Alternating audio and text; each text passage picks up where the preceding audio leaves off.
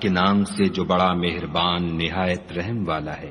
جو چیز آسمانوں میں ہے اور جو چیز زمین میں ہے سب خدا کی تسبیح کرتی ہے، اسی کی سچی بادشاہی ہے اور اسی کی تعریف لامتناہی ہے اور وہ ہر چیز پر قادر ہے۔ وہی تو ہے جس نے تم کو پیدا کیا، پھر کوئی تم میں کافر ہے اور کوئی مومن، اور جو کچھ تم کرتے ہو خدا اس کو دیکھتا ہے۔ اسی نے آسمانوں اور زمین کو مبنی بر حکمت پیدا کیا، اور اسی نے تمہاری صورتیں بنائیں اور صورتیں بھی پاکیزہ بنائیں، اور اسی کی طرف تمہیں لوٹ کر جانا ہے۔ جو کچھ آسمانوں اور زمین میں ہے وہ سب جانتا ہے، اور جو کچھ تم چھپا کر کرتے ہو اور جو کھلم کھلا کرتے ہو اس سے بھی آگاہ ہے، اور خدا دل کے بھیدوں سے واقف ہے۔ کیا تم کو ان لوگوں کے حال کی خبر نہیں پہنچی جو پہلے کافر ہوئے تھے تو انہوں نے اپنے کاموں کی سزا کا مزہ چکھ لیا، اور ابھی دکھ دینے والا عذاب اور ہونا ہے۔ یہ اس لیے کہ ان کے پاس پیغمبر کھلی نشانیاں لے کر آتے تو یہ کہتے کہ کیا آدمی ہمارے ہادی بنتے ہیں، تو انہوں نے ان کو نہ مانا اور منہ پھیر لیا، اور خدا نے بھی بے پرواہی کی، اور خدا بے پرواہ اور سزاوار حمد و ثنا ہے۔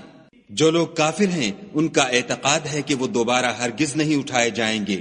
کہہ دو کہ ہاں ہاں میرے پروردگار کی قسم تم ضرور اٹھائے جاؤ گے، پھر جو جو کام تم کرتے رہے ہو وہ تمہیں بتائے جائیں گے، اور یہ بات خدا کو آسان ہے۔ تو خدا پر اور اس کے رسول پر اور نور قرآن پر جو ہم نے نازل فرمایا ہے ایمان لاؤ، اور خدا تمہارے سب اعمال سے خبردار ہے۔ جس دن وہ تم کو اکٹھا ہونے یعنی قیامت کے دن اکٹھا کرے گا وہ نقصان اٹھانے کا دن ہے، اور جو شخص خدا پر ایمان لائے اور نیک عمل کرے وہ اس سے اس کی برائیاں دور کر دے گا، اور باغہائے بہشت میں جن کے نیچے نہریں بہ رہی ہیں داخل کرے گا، ہمیشہ ان میں رہیں گے، یہ بڑی کامیابی ہے۔ اور جنہوں نے کفر کیا اور ہماری آیتوں کو جھٹلایا وہی اہل دوزخ ہیں، ہمیشہ اس میں رہیں گے، اور وہ بری جگہ ہے۔ کوئی مصیبت نازل نہیں ہوتی مگر خدا کے حکم سے، اور جو شخص خدا پر ایمان لاتا ہے وہ اس کے دل کو ہدایت دیتا ہے، اور خدا ہر چیز سے باخبر ہے۔ اور خدا کی اطاعت کرو اور اس کے رسول کی اطاعت کرو۔ اگر تم منہ پھیر لوگے تو ہمارے پیغمبر کے ذمے تو صرف پیغام کا کھول کھول کر پہنچا دینا ہے۔ خدا جو معبود برحق ہے اس کے سوا کوئی عبادت کے لائق نہیں، تو مومنوں کو چاہیے کہ خدا ہی پر بھروسہ رکھیں۔ مومنوں، تمہاری عورتوں اور اولاد میں سے بعض تمہارے دشمن بھی ہیں، سو ان سے بچتے رہو، اور اگر معاف کر دو اور درگزر کرو اور بخش دو تو خدا بھی بخشنے والا مہربان ہے۔